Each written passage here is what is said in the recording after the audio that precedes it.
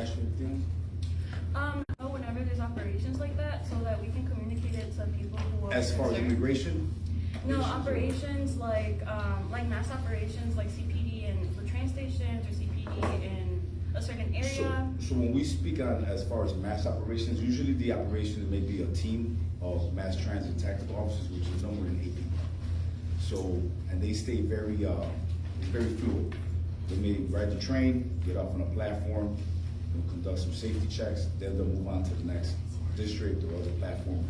So they don't necessarily always let me know, but if you do know ahead of time, we'll gladly reach out to you and let you know what's going on. Yeah, please, so we can. Just in share case there's with any people. concerns with the citizens or anything as far as what may or may not be happening.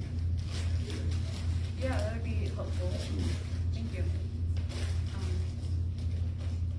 Anyone else? Any more questions? Okay, well, thank you again. Dave, thank you again for your invitation. Thank you. Actually, last month there was a talk about how you got in your position, how you were promoted to be commander, and can you talk about a little bit how promotions work within CPD, because we did have that conversation last month and we were curious. Sure. So, I've been blessed to work in some really tough places. So I could start from the beginning how, they'll look at your complete resume, right? Like who you were, where you grew up. I grew up in Humboldt Park, right? Which helps out being a commander in the 14th District. I grew up in Humboldt Park, Wicker Park, Lloyd Square. Those are the 3 areas I grew up in. Went to the Marine Corps at a young age because of the violence in my neighborhood. That was my escape. We didn't have money for college. I didn't have a lot of outs, so I joined the military, right? Got out the military, I became a sheriff, Cook County Sheriff.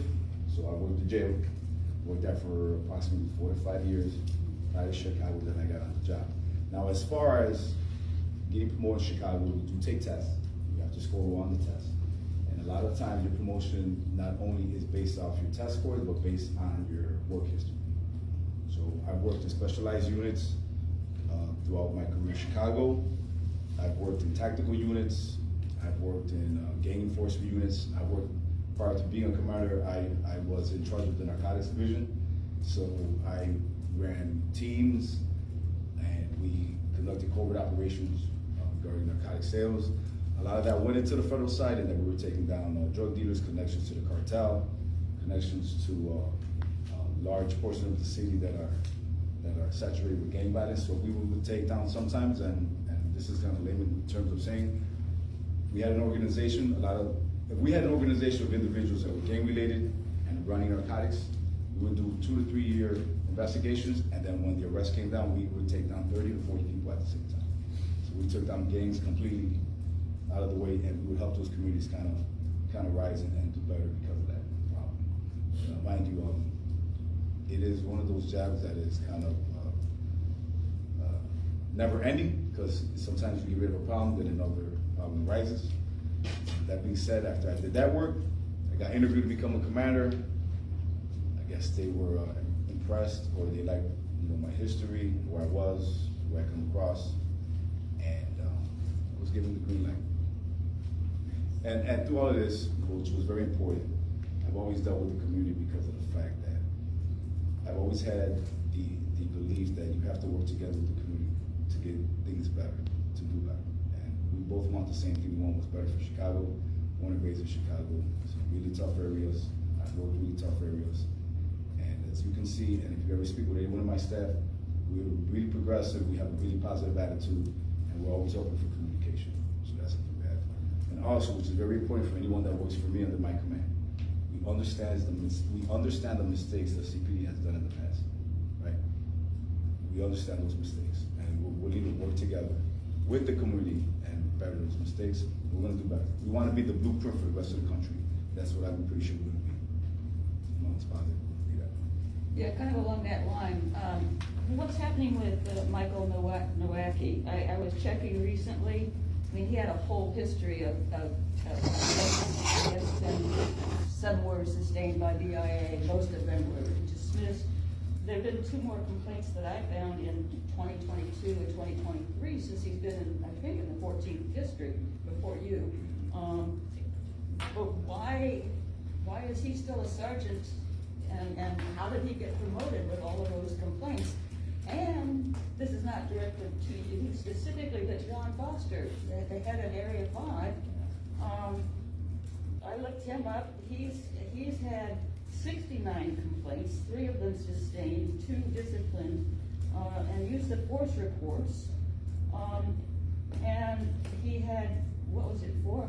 $3.4 million in lawsuits that go back directly to him.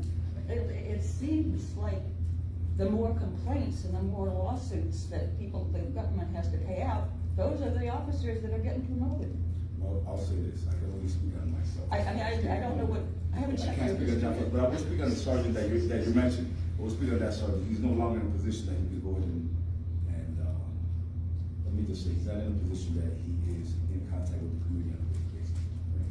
Well, that's good to hear. And so and like I said at the last meeting, is when they give me the green light to kind of speak further on that, I will. But I'm still waiting on our deputy director, community policing, to give me the green light on that. But that's something that I was made aware of when I became commander, and that's something that I took very seriously as far as like the commanders in the promotion process.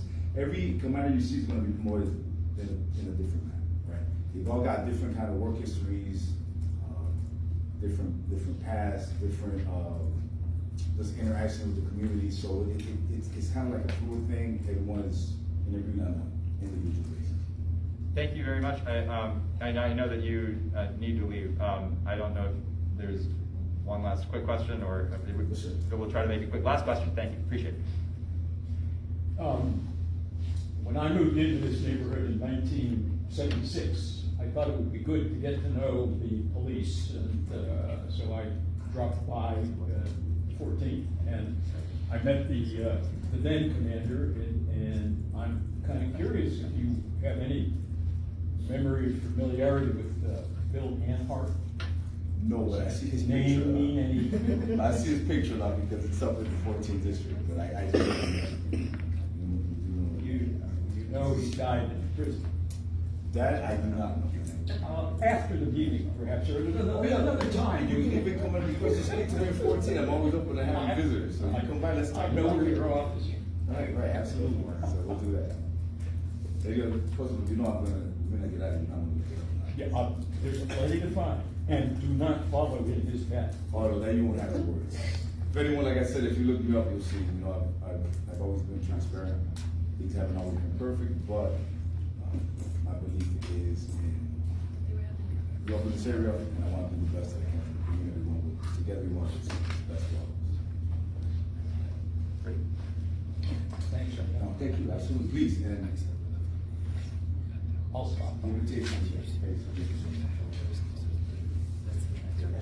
Thank you so much. Thank you. Appreciate it, and Thank you. yeah, hopefully we can see you back here next month. Yeah, whenever I got a moment, if I'm free, that's like, Thank you. everyone, you said, one last thing, we know that it's Mexican Independence Day, so there may be a large amount of traffic downtown. So at some point, we're gonna have a lot of that traffic may be funneled to the expressway, so if you're gonna be out and about this weekend, please understand that it may be a lot crazy. So just, be safe, we'll do the best that we can, we have officers everywhere, everyone's working, it's all hands on deck. But just be safe and be aware that maybe after, there's usually a fight for Mexican Independence Day weekend after the fight, which ends at about 11 o'clock is when cars start coming out and stuff, saturated the area, so we'll just be safe, okay? Thank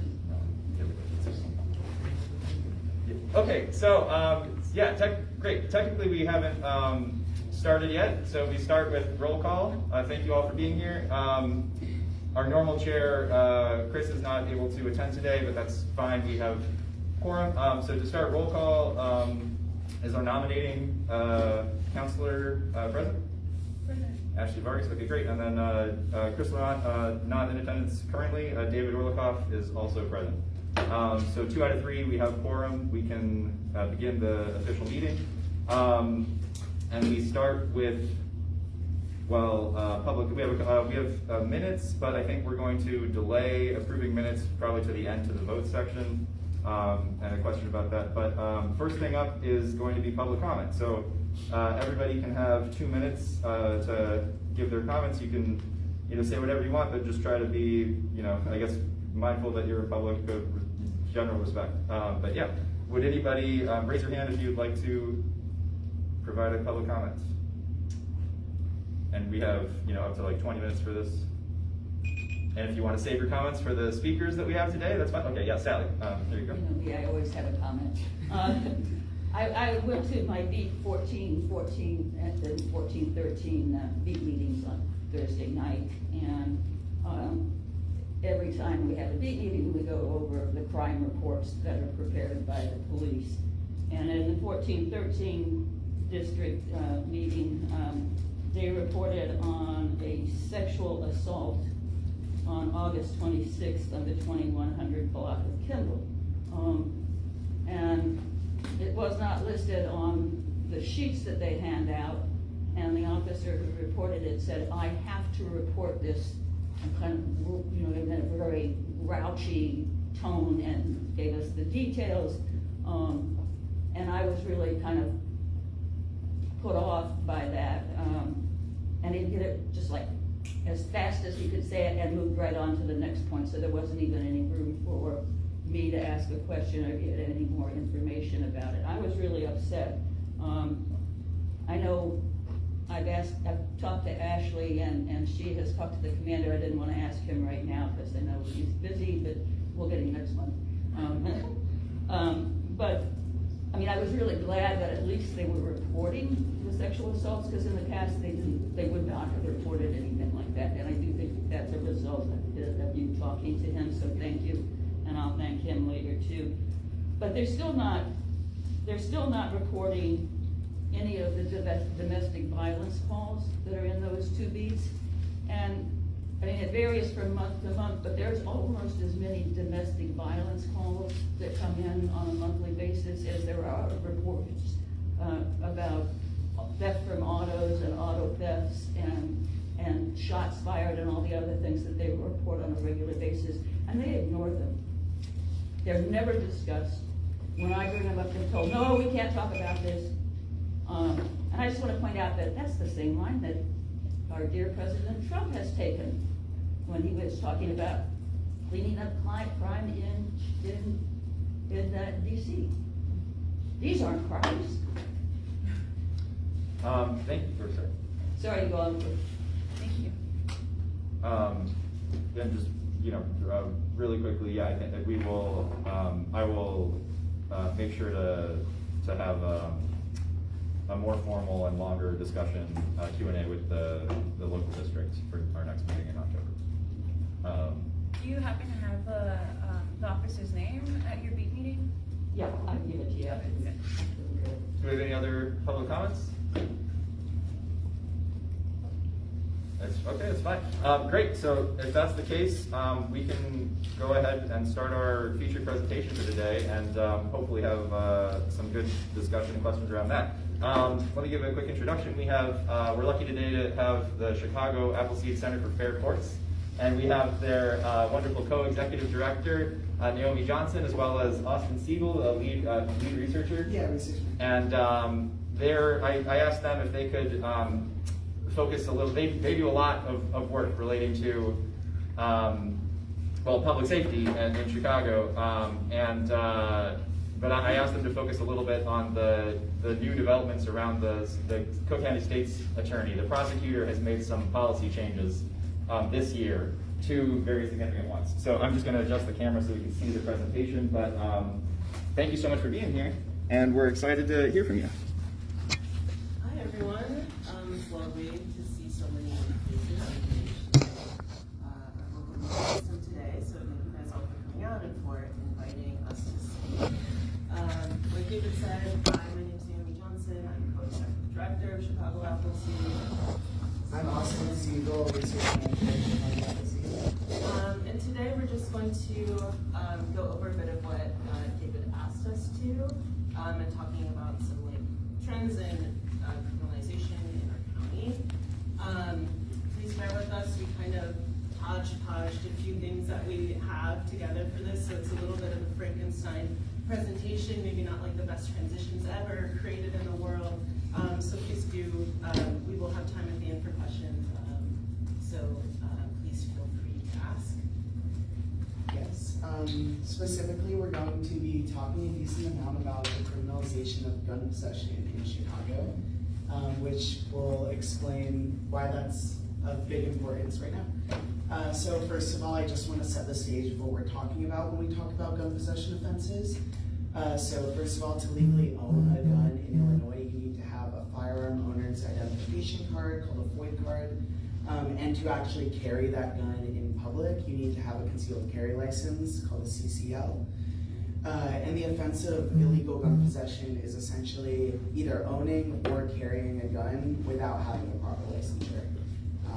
And it's important to set the stage with this because I think sometimes it can, people can hear the word gun and it can seem like there is violence involved in the charge, but it's important to note that with these charges, they do come down to a licensure issue, and they are not, they don't involve discharging a weapon at all.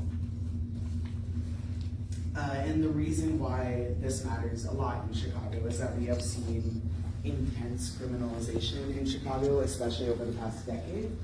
As you can see here, sorry about the kind of dark purple, but you can see that around 2015, we saw a really stark increase in the number of arrests that were happening every year for gun possession cases. And in recent years, it has been more than 5,000 cases a year, which, as you can see, has not actually been successful in curbing gun violence or the number of deaths by guns in Chicago. And I want to take a second to draw a parallel between this and something that people have talked a lot about, the war on drugs. The war on guns has actually in recent years surpassed the war on drugs in terms of the number of arrests and the number of incarcerations for it. And we can see a similar ineffective mechanism of dealing with a public safety and public health issue that is leading to a lot of people being incarcerated. And to talk more about that. Okay, yeah. So again, this is like a very shortened, we have like a much longer presentation about this than we have done in the past. So this is like kind of a quick digest of this. But I think what's critical to understand is that gun possession, the issue of many people in communities in Chicago owning louder, okay, owning, you can also come up front if you'd like, owning a firearm or feeling the need to possess a firearm to navigate their community is a public health issue related to like many societal factors, including segregation and poverty, leading to very different amounts of resources in different neighborhoods throughout the city. The wide accessibility of guns in our country at large, as you know, may know, Illinois has very strict gun laws, but we, the city of Chicago literally borders Indiana, which does not at all, and it is very easy to access firearms. There's just a large amount of firearms in our state, in our city, and in this nation altogether. And the reality that many people feel unsafe in their community. All of these together creates this public health crisis whereby we have a lot of people carrying firearms to safely navigate their community. I also want to briefly touch on how firearm-related charges, like the number of firearm-related charges in our system in general. So this little visual just helps us see that the vast majority of charges related to firearms in the criminal legal system in Cook County are for gun possession. So for those non-violent, non-discharge related firearm offenses, that's about 83% of firearm-related charges in our legal system. Alleged gun discharge charges are 17%, and charges related to gun sale or delivery is just 1/3%. So we're really kind of not getting at the root of the issue, which is the wide availability of firearms. Is what this graphic shows. Yeah. And we also want to note that the arrests for gun possession in Chicago are incredibly disparate in multiple ways, geographically, economically, and racially.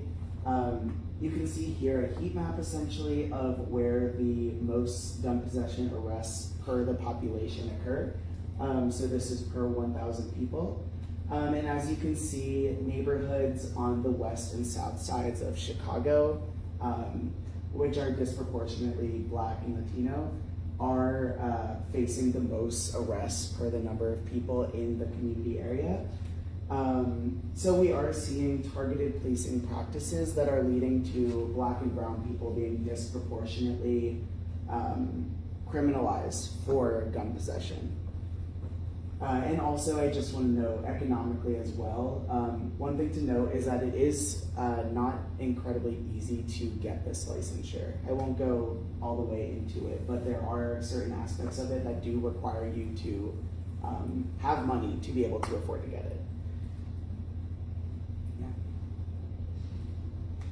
I also want to note that a lot of these arrests for gun possession begin as investigatory stops. So they either begin as stopping somebody on the street or stopping somebody potentially for a pretextual vehicle stop, like their tail light is out, or some other traffic offense that they end up using as an opportunity to search their person or their vehicle.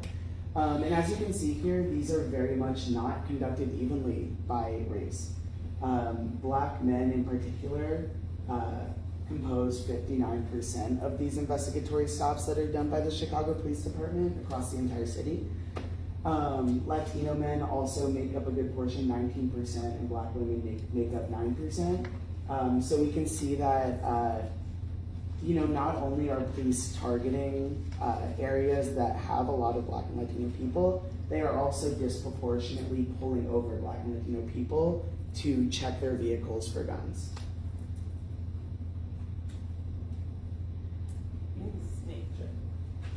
So I just wanted to give like a brief summary of this first part before we move on to more of the state's attorney's current policies. So just to sum up, the criminalization of gun possession has been increasing over time. Over the past decade in Cook County, it has also really coincided with the reduction in charging for drug possession. So we can really kind of see this as a replacement for that form of criminalization.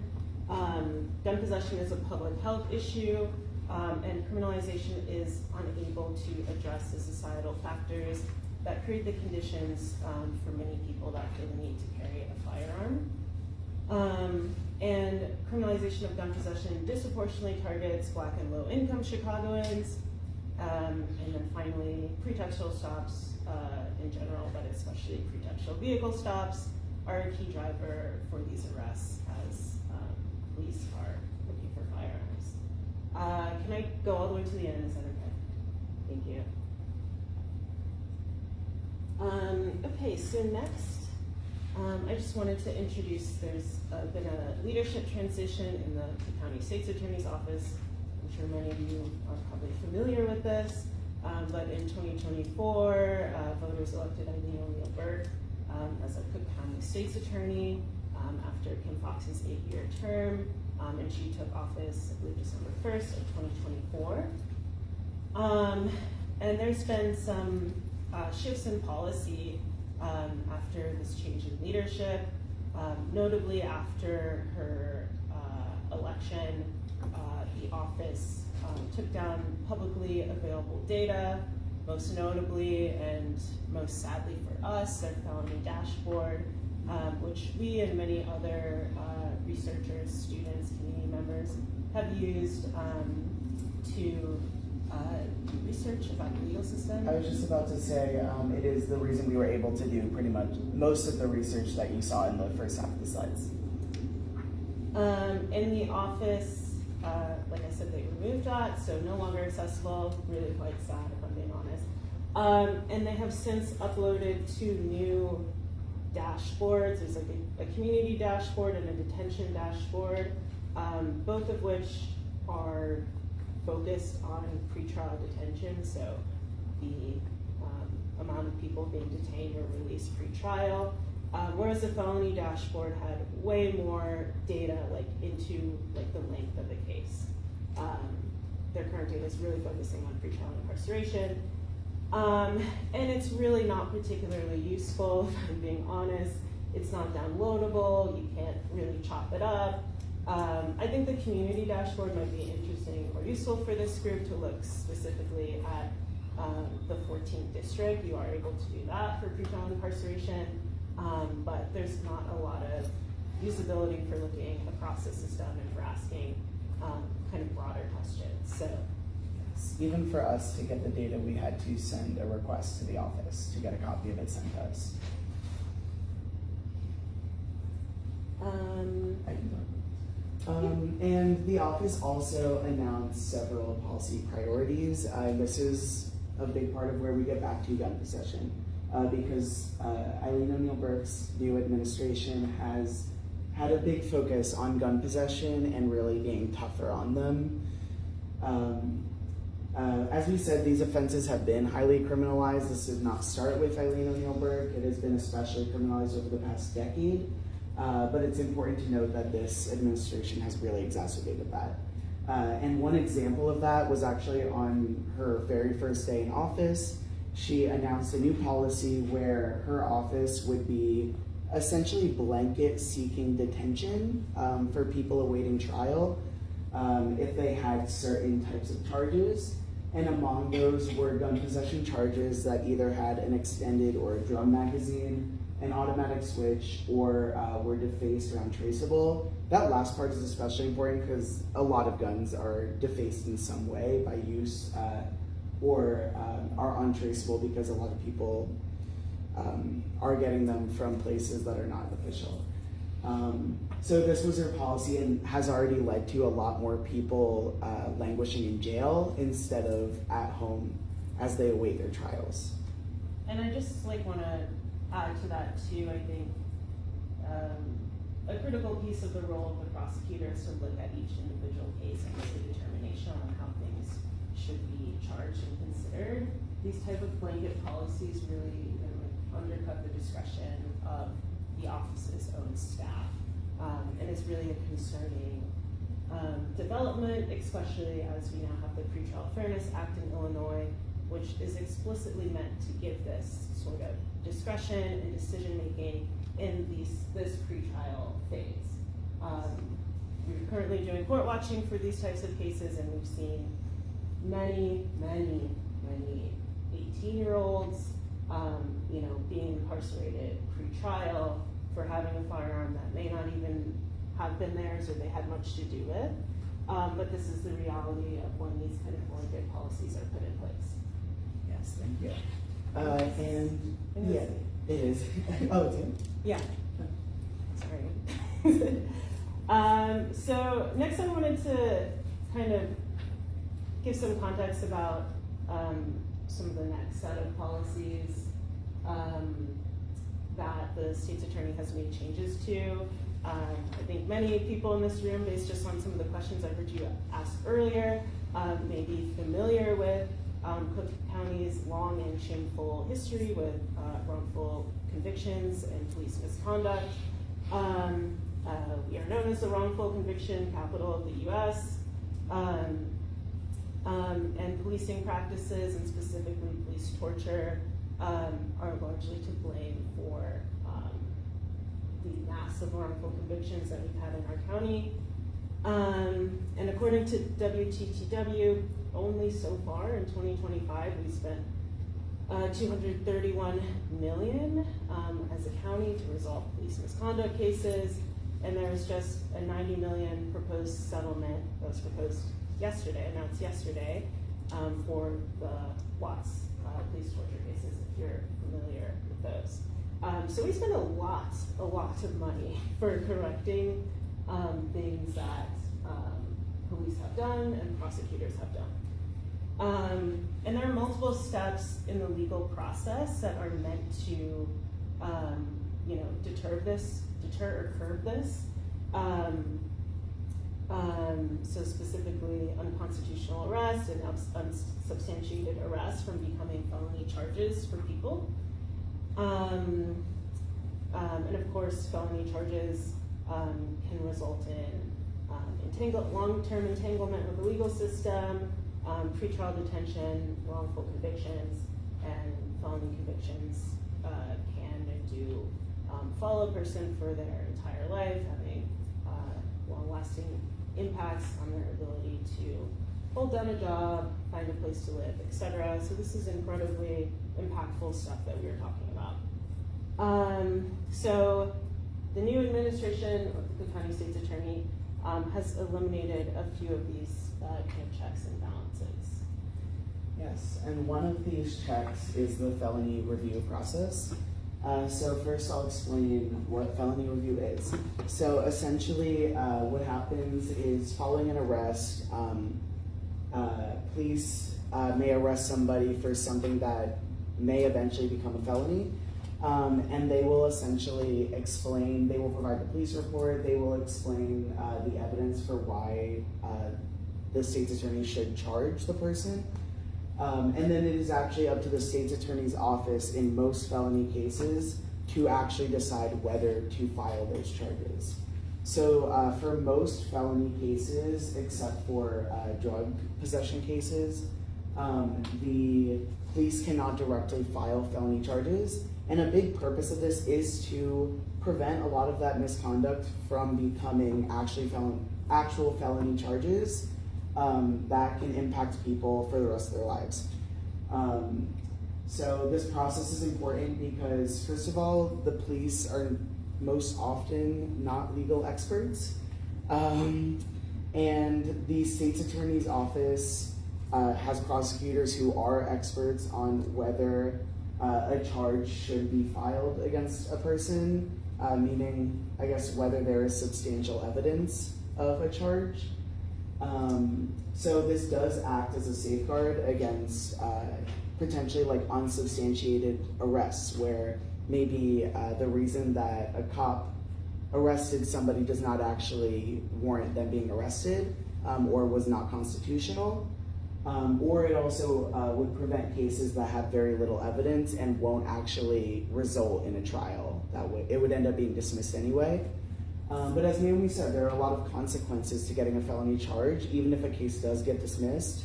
When you pair this with the other policies the state's attorney has, you can see that people might end up being detained pre-trial, which can have a lot of consequences, including losing your job, not having access to healthcare, etc. So, sorry, I should get to what the policy does now. I need to do that. This is called the Felony Review Bypass Program. It was piloted starting in January. It was first piloted in Englewood, the 7th district. Then it was expanded to the 5th district, which includes Pullman, Roseland, and other neighborhoods. And essentially what the pilot did was make it easier for the Chicago Police Department to directly file gun possession cases. In fact, it made it possible for them to do that. So instead of going through the felony review process where the state's attorney's office reviews the evidence and decides whether to charge, in a lot of cases now, the Chicago Police Department can directly file them. This is limited. It's specifically for unlawful possession of a weapon, aggravated unlawful possession of a weapon, and unlawful possession of a weapon by someone with a felony conviction. But I do want to note these are most gun possession charges. These are very inclusive of a lot of charges. And also, it can only occur if there was body cam footage used. But regardless, this definitely removes a check on the police department and gives them power that they previously did not have to charge people with gun possession. And I want to note also well, I want to note too that especially the neighborhoods that they did choose to pilot this program in, Englewood, Pullman, Roseland, these are disproportionately Black neighborhoods. And it is important to note that they did choose to pilot a program that essentially removes some due process rights in Black neighborhoods in Chicago. And also neighborhoods with some of the like longest history of police misconduct and police torture. Yes, so these were the neighborhoods that they are, testing, experimenting these methods on. And, I already noted this, but allowing police to file felony charges does allow cases to proceed a lot further than they would, and can lead to people being detained pre-trial, and can also lead to people taking plea deals if they end up doing that before the case gets dismissed in some way.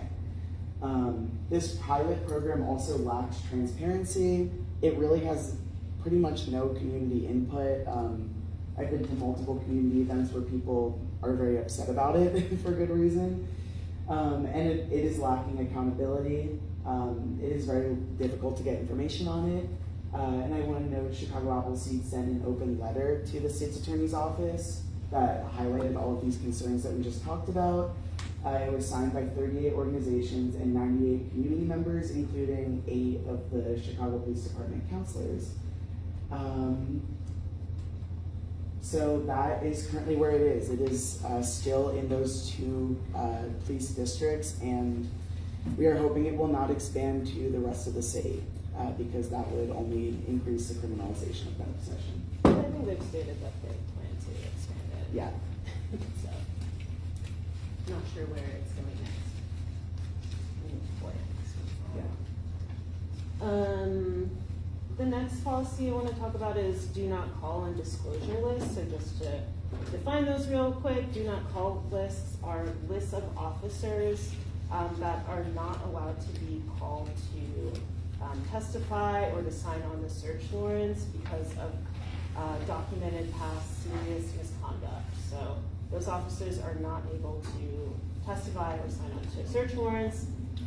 Similarly, there's also disclosure lists, which are a list of officers. This is like a longer list of officers found by a judge who have been untruthful or biased, or have a history of complaints of disciplinary actions, or have been arrested, charged, or convicted of a crime.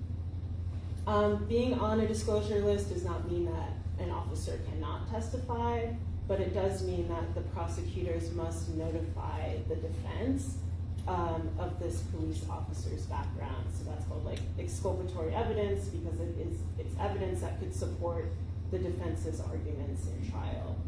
And this is like required under law, state Giglio. And both are really critical safeguards for preventing police officers with misconduct records from testifying or impacting a person's case in other ways. So the current administration has decided to stop maintaining their do not call and disclosure list. The state's attorney replaced it with a shorter internal list of officers who were stripped of police powers by local law enforcement agencies. So they're not capturing the full breadth of officers that are kind of in the misconduct realm, and it's really only focusing on officers with kind of the most severe, worst offenses to the point that they are no longer able to be police officers. This decision is really concerning because it increases the likelihood of constitutional violations, i.e., the defense not being notified or people being able to testify who should not be able to, and wrongful convictions. Of course, this is incredibly concerning given Chicago's long history with police lying on the stand. There's now a new process in place. They've introduced a questionnaire. Sorry, you can't see this at all. But basically, this is like a self-report questionnaire that officers need to fill out, containing questions that used to be determining if they were on a disclosure list or not. Experts have in this field have talked about how incredibly limited this questionnaire is because it relies on officers to recall and report their own misconduct. So this is a really concerning change. Okay. Do you want to go? So we just talked about multiple policies that are being done by the state's attorney that are reducing the safeguards that we have set up to prevent police misconduct from harming people in ways beyond the arrest, especially for gun possession offenses. I want to note that the Eileen O'Neill Burke's stated goal has been to prioritize fair outcomes over systemic biases. And I think it's clear from what we have presented that a lot of her policies do undermine fairness, undermine truth in people's cases, and also do disproportionately harm Black and brown Chicagoans who are who are facing more felony charges because of her policies, who are being detained at higher rates because of her policies, and who will have less of a defense when police officers with misconduct are testifying in their cases. And this will have consequences for a while. I just wanted to give a quick plug for us, Chicago Appleseed. We're an organization that does research and advocacy about the legal system. We have like longer reports, research, and blog posts we do about these issues and many more, which you can find on our website. Yeah, if you wanted the full picture for the gun possession data that we presented earlier, there's a much longer report on our website. And then I can also say, we also have a court watching program. Naomi mentioned earlier that we are currently court watching for, we're actually specifically looking at gun possession cases in pretrial detention court. That project is almost over, but we regularly have opportunities for community members to get involved and to make our research possible. So if you're interested in that, the link and the QR code are up there, or if you have our emails, you can also reach out. Awesome. I think that's it. So I'm going to open for questions. Go ahead, yeah. Thank you so much. Oh, yeah. Great. Okay. Questions? Yeah. Just try not to monologue too long. But yeah, who was first? Raise your hand. Okay. Yeah. Go for it. I found your framing of the reason why people possess guns interesting and something that was new to me. I think a lot of my framing of why people possess guns comes from the media, and it's like you have a gun because you want to do violence, and you were speaking about people feeling like they need a gun in order to feel safe. I'm curious if you could just speak more on how you came to that framing and if there's sort of research in that area. Yeah, absolutely. So I recommend you reading our report. It's called Punishing Fear. We can send it to you, David. You can send it out if you want. Where we like kind of really dig into depth into that framing. And that framing came from relationships and interviews with our community partners who work with folks mostly on the west and south side who routinely carry firearms. Specifically, one of our community partners is named Stick Talk. I really highly recommend checking out their work. They're a restorative justice organization working in neighborhoods with high criminalization of firearms. What's the name of it? It's called Stick Talk. Oh, Stick Talk. Oh, Yeah. Yeah, I've heard of that, right. Awesome.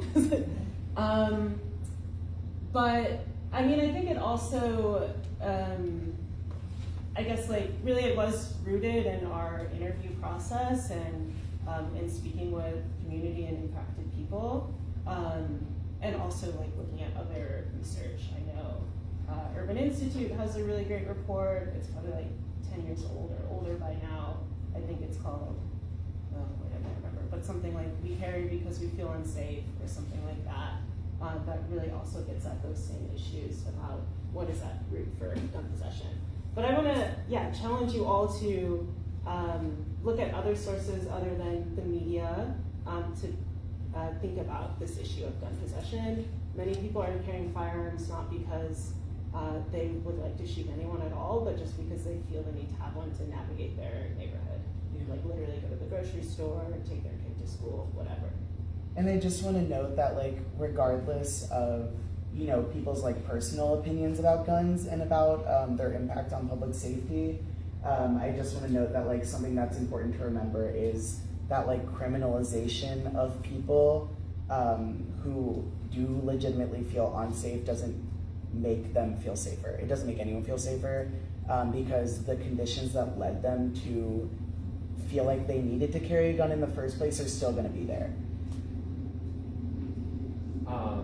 Thank you so much. Yeah, do we have other questions? Okay, you're going to be next. I'm sorry, really quickly wanted to add one thing about this, which is just that the Chicago Inspector General released a report about response times to 911 calls, and CPD has a 50% response rate. So half of the times that people call 911, they don't get any long response.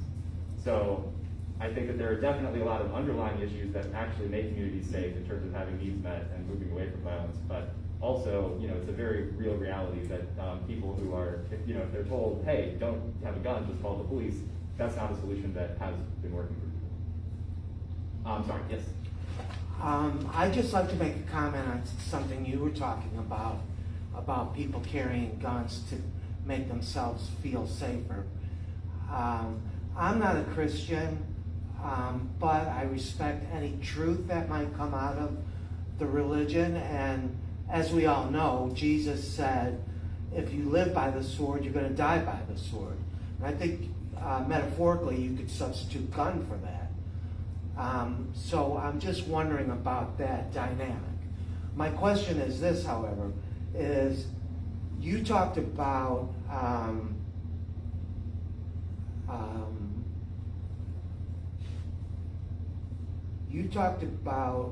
the increased attention of people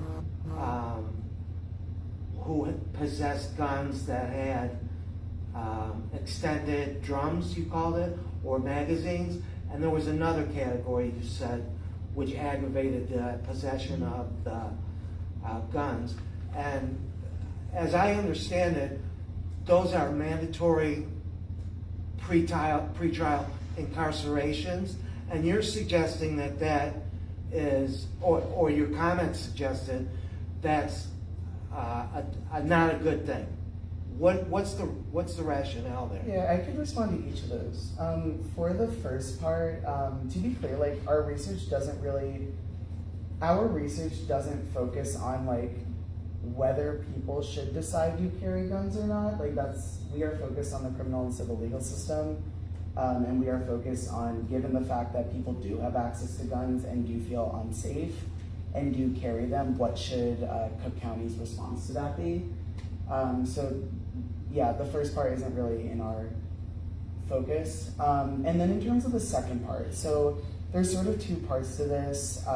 First of all, there actually are no mandatory charges that lead to detention under the Pretrial Fairness Act. So the way that the Pretrial Fairness Act works is that there are charges that are eligible for detention, and it is up to the state's attorney's office of whether they want to petition to detain those people for those charges. There are certainly charges where they will always do it. If it is a murder charge, they will certainly always do it. But there is no charge that is they are required to by law. The second part I want to touch on is I actually did not mean for my comments to indicate necessarily that any sort of I think specifically with extended magazines, I get that it is tricky. I think specifically what I am commenting on with that is the use of a blanket detention practice for these cases. And maybe you can, I don't know if you have additional comments, but it's the Pretrial Fairness Act makes it clear that cases really are meant to be individualized in whether they request detention and how the judge decides on detention. And instituting a blanket policy that requires detention for all of these, or requires that they petition for all of these cases, undermines her own office's integrity, like her own, or their autonomy, like her own staff. Yeah, do you have additional thoughts? Yeah, I just want to add that, it is very much true that for many of those charges that Austin had listed earlier, the previous administration was petitioning for detention on probably the majority of those cases. Our real concern is there are many of those cases where there are circumstances, and if you ever go to court, and we really do invite you to court watch with us, you will hear cases where you're like, oh, it seems like this kid was holding someone else's backpack and didn't actually really have much to do with this firearm at all or know it was there. Or they were in a car with a firearm that they didn't know was there, right? So there are many cases that are being put under this blanket where if there was actually a little bit more looking and parsing of the individual facts of that case, there might be a different outcome or a different request. So that's our main concern with that policy. Okay, sorry. Really, would part of the piggybacking, I mean, so these are charges, these are not all, proven convictions yet at this point. So would part of the concern potentially be an example of a defaced firearm? That somebody could be charged as if they had maliciously done something, but maybe in reality, the evidence suggests that it fell on the ground at one point or something. So is that part of the issue, is that, these are claims that have not yet been proven true? Yeah, absolutely. I mean, for all these hearings, there are 48 hours for them to make these arguments. So there's very little time to gather evidence. However, this has incredibly, a huge impact on people's lives. People are incarcerated, pre-trial on average, 1.2 years, 2 months? The median time to a trial in Cook County for a felony case is 22 months. So almost 2 years. So this has huge impacts on, like you said, there isn't a lot of time to actually take a look at the evidence. Yeah. So I saw two hands going up. The one I believe is a repeat. Is that about the current conversation, or did we come to you after? Okay, well, you'll be next. Your hand is up. I have a couple questions, but I'm gonna focus on the Chicago Tribune. My understanding was that under Anita Alvarez, there was also very little leeway that she would give her state's prosecutors. I don't know if you can speak to that, but it felt to me that the Chicago Tribune had a very long, splashy campaign against Kim Foxx over one issue. And I think that was a pretextual issue because they could, get people to think, oh, well, there's something wrong with Kim Foxx, even though I'm sure lots of white people did similar things, whatever. And I don't see any kind of similar splashy campaign now about any of this. Maybe they mention it sometimes. So I'm thinking, maybe the pressure should be on the Chicago Tribune to some degree, with people writing letters and stuff to them, because that's getting out to the general public, I think that's a great question. I think we can all have our individual opinions about the politics of the New York Times, or not the New York, also the New York Times, but the Chicago Tribune, and the articles they choose to publish, and the op-eds they choose to publish, and the voices they choose to uplift. And certainly I think a little media analysis would show that there's certainly so far been more criticism of Fox by that publication than by Burke. So. But I'm just wondering, like you said, these people got together and wrote a letter. Maybe that kind of letter should also get published or submitted for publishing in the, in the letters to the editor. I don't know. But trust me, we send them things. Yeah, you do. Right. Okay, thank you. But I really appreciate that. Yeah, I appreciate it. Okay, and then you're next after you. Yeah. First of all, I wanted to just appreciate that you brought a very nuanced issue today. I think I've learned a lot, and I just think it's really interesting and appreciate you tackling a difficult subject. My question is about the felony review bypass, and you spoke about this changing due process. On those grounds, is there a possibility of suing Cook County? Is anybody trying to do that? I do believe that there are a couple organizations that are exploring that and looking into that. I think, namely the ACLU. But I actually need to check in with them about it. But I believe there is exploration of that. Yes. Thank you. Yes. Just Irish last name prosecutors in Chicago are an avatar of order. Do you think that Bergen is like trying to play into this avatar, and can we dismantle her that way? Like, who benefits from this besides developers and people who peddle the myth of safety equals harsher prosecution? That's such a great question. I think it might be better as like a collective conversation than my personal opinion on that. I'm sure that everyone in this room has thoughts on it. So yeah, I don't think I have a specific comment on that. Sally was next. Yeah, I would, on your do not call and your disclosure lists, even though they're not current now, is there a way to get copies of the old ones? Yeah, I believe so. I think I believe they have been FOIA'd and they're online. I think the Chicago Reader has published them. I can follow up. I can dig them up and send Yeah, them because to that would be you. really, from my point of view, it'd be really interesting to see which officers were on that list and what they're doing now and what, you know, how many are sergeants and heads of things and, I mean. Well, we appreciate the work you do with that. Yeah. So. Absolutely. Yeah, no, I can look that up, but I believe that is online. Great, I would look for it, thank you. Before. Are there other, I have a couple of questions myself, but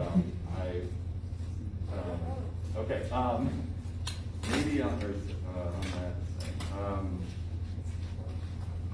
thing. So you, right, so on that, on the losing the disclosure lists or those being reduced, what are the likely impacts of that? So what would be, you know, according to Burke, the intended impact and what, you know, might be the more negative or unintended impacts?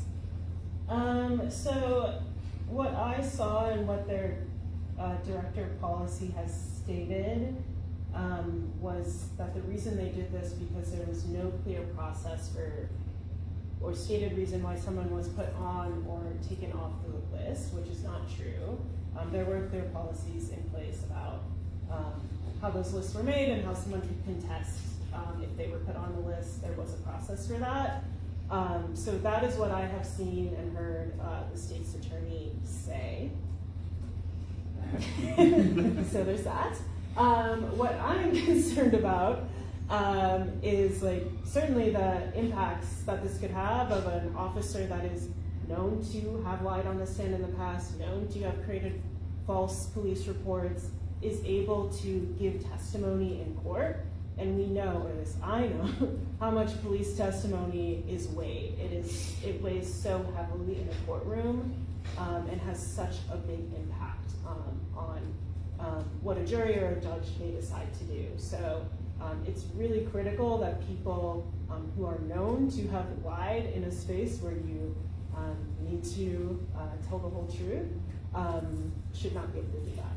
Yeah. And I think less accountability in general, you know, the knowledge of there being less accountability later in the line, I'm sure, has some consequences on behavior as well.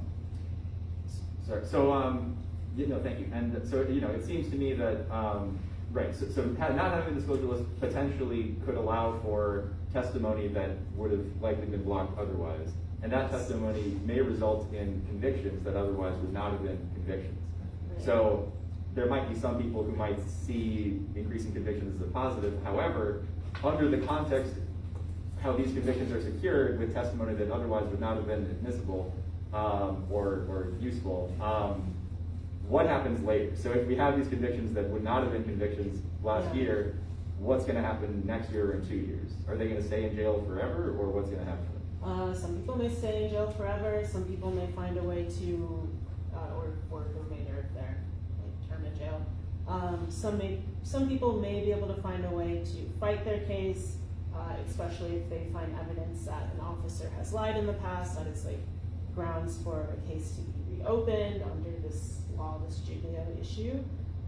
So a person may get a new case. They may be able to win that. People may file lawsuits, again adding to the amount of money that we as a county waste. Both in incarcerating people, I want to be clear, it's very expensive to incarcerate people, and it also takes wealth out of communities, and it's also very expensive to pay for all of these lawsuits, both in the literal legal personnel and the settlements. So It's an extensive problem. Anybody else have a question? I don't wanna, I will ask another question, but Your space. sorry. So another one I really wanted to ask was about, the context coming into Kim Foxx trying to make some reforms around gun possession.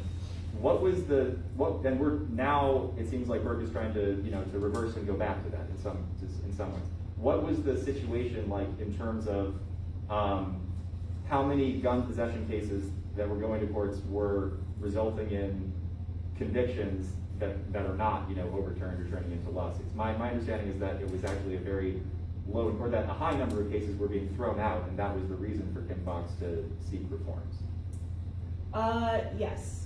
So many cases were being, I'm like trying to figure out how to parse this because there's Yeah, sorry. a lot of this question. No, it's okay.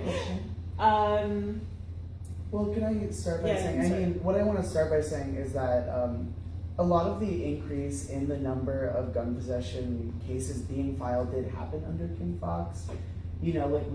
Most of that increase that we saw did happen between 2015 to 2022.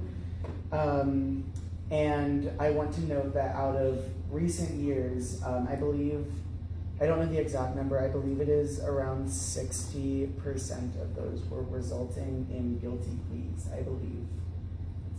That is what I can remember from my brain. It might not be exactly right. But in recent years, a lot of them have resulted in guilty pleas. Very few of them actually go to trial. And I think a smaller percentage of them do result in dismissal than people might think. I'm not sure what that looked like in the past. But I do just want to note, Kim Foxx did have a lot of policies that were intended to reduce criminalization on certain types of charges. Gun possession did increase a lot in how many charges were being filed under her office. Do you want to? Yeah. During Kim Foxx's administration, she also started, in collaboration with other stakeholders, some diversion programs that targeted gun possession. But what was it? Only 1% It's a of. very small number. Yeah, a very small number. Only about 1% of those cases were diverted. So diversion is an alternative to prosecution. Basically, you enter some sort of program where you have to do certain things, like there could be work requirements. Well, and I want to be clear, actually, I kind of want to, something I did Yeah. say I want to be clear on, the arrests increased a lot during that period as well. Yeah. We saw that the increase went up to 5,000 a year, so I didn't mean to put that on Kim Foxx. Because she was doing, there were diversion programs happening, but unfortunately when you have 5,000 arrests every year and you have small community courts doing diversion programs, mostly there are other ones, but mostly those, you're not going to see a lot of the cases end up in those programs. Yeah. A different question, are there any ways that we can try to hold the state's attorney's office accountable for, maintaining the due process that we all expect? I don't know, the Illinois Attorney General or something like that? That's a good question. Let me think about that. I think, there's possibility with the Illinois Attorney General. I also think really a critical thing is finding ways to use your voice to communicate with this office that you are not happy with their policies. I think they get a lot of very positive feedback, to be honest. And I think it's really important for them to also hear voices who feel are giving criticism of these policies. So whether that's simply writing their office, using a platform you have access to, or organizing in your community. Yeah, and though I do want to note that we did mention that they are not that this office is not seeking as much feedback as some other offices. There have been multiple decisions that have been made without any community feedback, including a decision that we didn't mention, but that kind of harks back to what you were saying about some of the some of these diversion program things being reversed, of taking gun possession cases out of one of the only diversion programs that they were going to in the county, without pretty much any community feedback. So I also want to note it's not your fault that you're not always able to give feedback, because a lot of the time they're not looking for it. This is my last question, I promise, is related to the letter, you know, and 8 district councilors signed, but you know, I do believe that many more would agree, would want to sign, but they weren't within the time window or whatever. Yeah. Is there, are there any ongoing efforts, or is that letter still able to be, are people able to still add on to that, or are there any other things? Let me ask my colleague. I think we may be able to still have people sign on to that letter. My colleague Stephanie was the one who's like organizing the sign-on process, so I can definitely ask about that. As far as other efforts, I know there's a group of people that have been organizing to do, that we've been involved with, to do community education about the state's attorney. So once I have information, I'm planning on doing like community-based teach-ins about that. And there I'll will- definitely share that with There will you. also be opportunities for you to give some of your feedback at those as well. Yeah, the great feedback sessions too.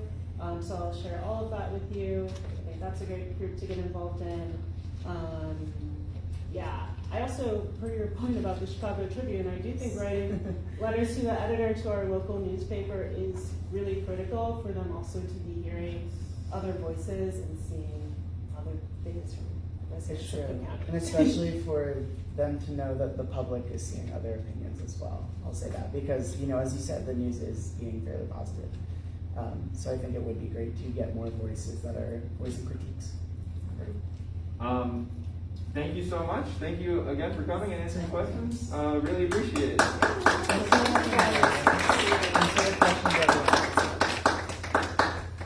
And yeah, I will send out the copy of the criminalizing gun possession report, or which is criminalizing fear. Punishing Punishing fear. fear. We'll I send can that send out it to if you. you're on the list. Great. Okay. Thank you. Thank you. So, I actually earlier skipped the counselor updates, but I mean, what does this you have? I figured. No worries. No worries. Just part of my updates would be, if everyone is interested in rapid response, that's it, isn't matter at the moment, so I think the trainings for rapid response, for ice watching or, responding to ice in the community, so, yeah, I can. I've been to America for a bit. Ice watch training, to be plugged into the rapid response. I have a request from our staff. Can you get the CD policy review available? So I can share that. Thank you. I have 4 things I wanted to mention, or I guess just piggybacking off of actually talking about rapid response. That's definitely a beneficial thing to help with. We also have some Know Your Rights resources on the table. Or if you want to talk about that with either of us, we're happy to do that. The other 3 things I wanted to mention.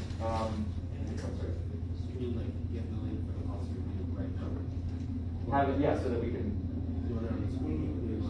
If you can't get on the screen, or write it, or I mean, I don't know what it is. I don't have it anywhere, and because my phone is. Sorry. The last 3 things that I just want to touch on today are a couple of district council proposals that we've heard, as well as a little bit of news from the CCPSA, and also maybe most significantly, or not, also CPD has a number of their most important policies up for community review right now. But we might have something set up for that. So before doing that, I guess we can talk a little about some DC policy proposals. Do you want to talk about it? We had our quarterly meeting a couple of weeks ago, and then quarterly there was 2 proposals. One was a 311 type of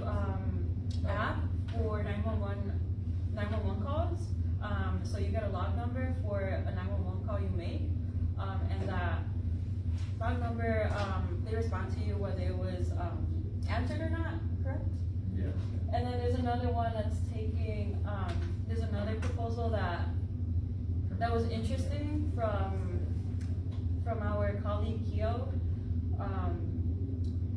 Because there's ICE in Chicago, there's a lot of protests and a lot of last minute gatherings to protect our neighbors, and we want to take away, Keo's proposal wants to take away CPD responding to these crowds, away from CPD and put it into CBI organizations or rapid response groups, right? Yeah, yeah. And I personally definitely support that proposal from Keo, who's a newer counselor this year in the 24th district in Rogers Park. But I think I've personally seen or felt a lot of confusion around, the city's policies where CPD is not supposed to be helping with ICE's work, and yet they're, arresting the people that are protesting ICE. So I think that the confusion around that has been, a source of concern at minimum. And we don't need to be paying lots of overtime for the police to be disrupting, the people trying to keep Chicagoans safe, I guess. And we're still waiting for response from COPA, the ORG's office, or BIA, to investigate the incident that happened in June 4th, where CPD was found going in and out of the ICE office in downtown.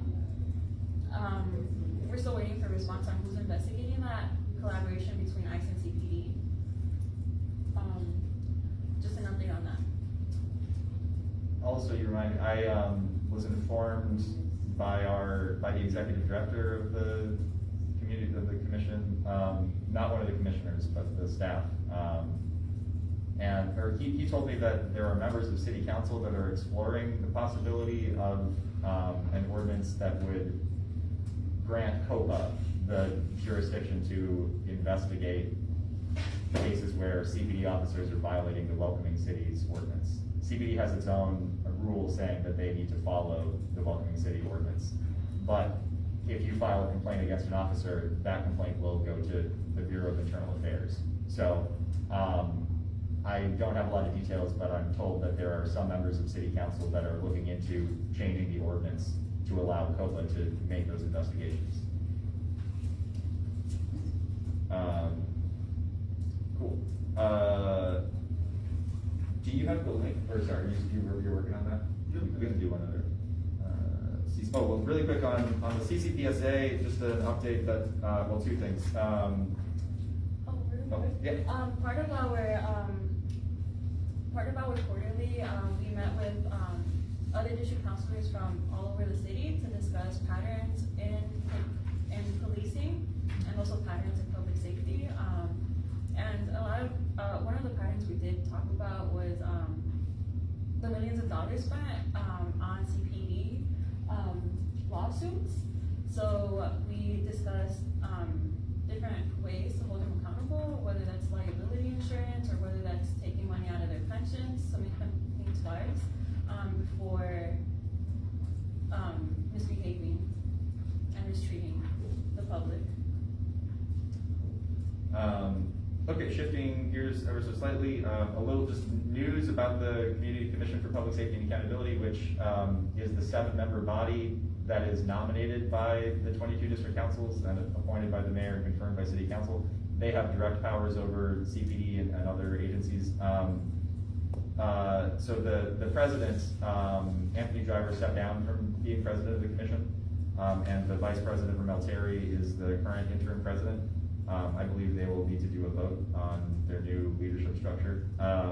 Also, on July 31st, they took a number of votes about their official positions on traffic stop policy and pretextual traffic stops, which is important to what we've been doing in these meetings. So there were two there were two amendments that passed, or motions. The first one is, members of Chicago Police Department shall be prohibited from conducting a traffic stop or temporarily detaining the driver of a vehicle that is not a commercial livery or chauffeur vehicle for any of the following violations. A missing or improperly displayed front license plate, so long as the vehicle has a properly displayed rear license plate. Displayed registration sticker that has expired within 1 year. Improper license plate fastening or positioning where the license plate is otherwise clearly displayed.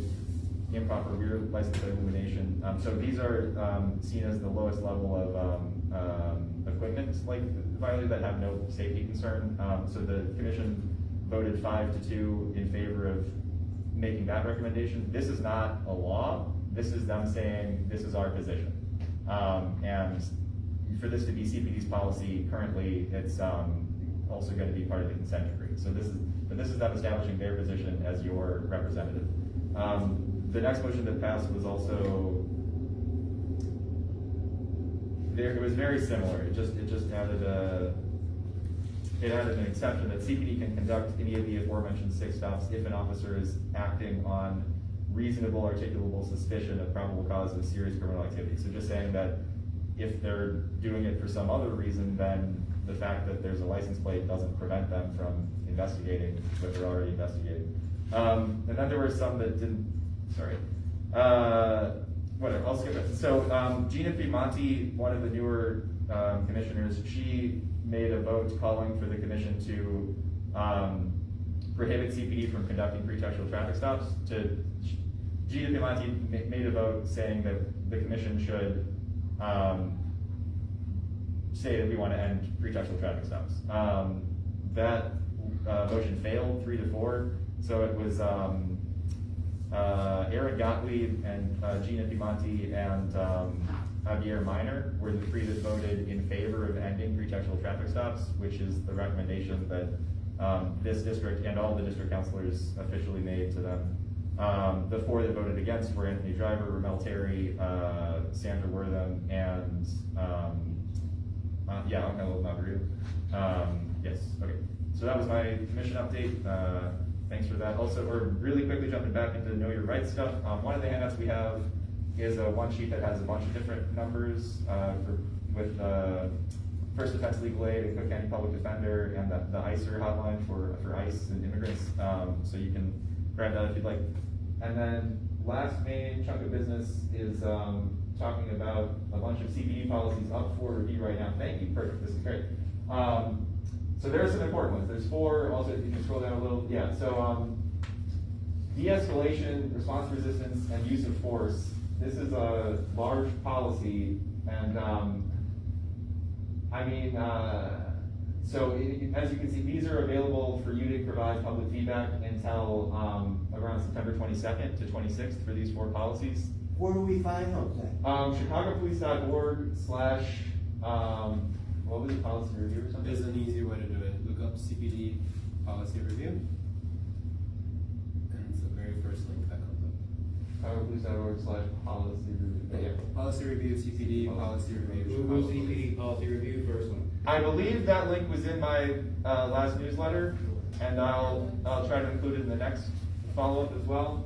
And if you are having any trouble, just get in contact with me. Can you scroll down again to the different ones, just so we see them? Perfect. So yeah, so the 4 we have are hate crimes, hate incidents, and related incidents motivated by bias or hate, prohibitions against racial profiling and bias in policing, protection of human rights. So the first one about hate and bias is about prosecuting hate crimes, or if you report a hate incident. And then the racial profiling and bias, that's if you're accusing an officer of having bias in policing, or how they should. That relates to actually, like the Proud Boys and stuff. This policy was looked at more recently by the CCPSA to try to prevent extremist members from joining CPD. Protection of human rights, to be honest, I don't know a lot about that one.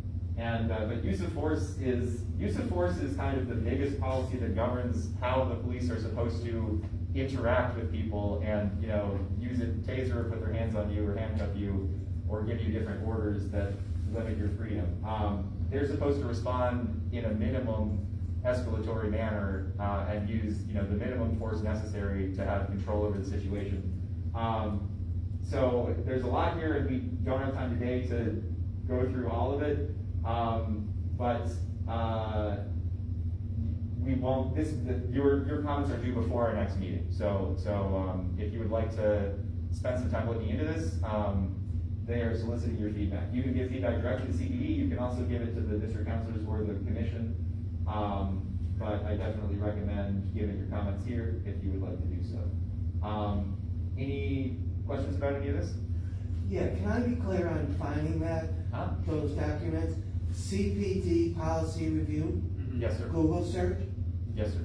and then the first return, the first. Yeah, the official website is chicagopolice.com/policy review. If you, you just search CPD policy review.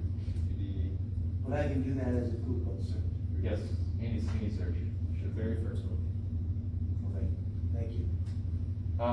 Cool. Any thoughts about anything? We're gonna probably get ready to wrap. Do you have any other business? Okay. The last thing it would be us moving to votes for approving old minutes. I'm not sure if we are doing that today. We might. I sent it to you electronically, but I forgot the physical copy of it. You did. You sent. But yeah. Unfortunately I don't have access to my email. That's my bad. I'm sorry. No, thank you. Okay, that's fine. So yeah, motion to table minute votes. Is there a second? Second. Okay, those in favor? Aye. Aye. Thank you. Okay, opposed, passes. We'll handle minutes later. Last is just announcing our next meeting is going to be on October 4th, I'm pretty sure. Can you pull up the details for me? Thank you so much. I'm gonna guess at the Humboldt, or is it not Logan? Saturday at 1 p.m. on the first Saturday of October. Here we go, Saturday, October 4th, I was right, at the Humboldt Park Library, 1605 North Troy.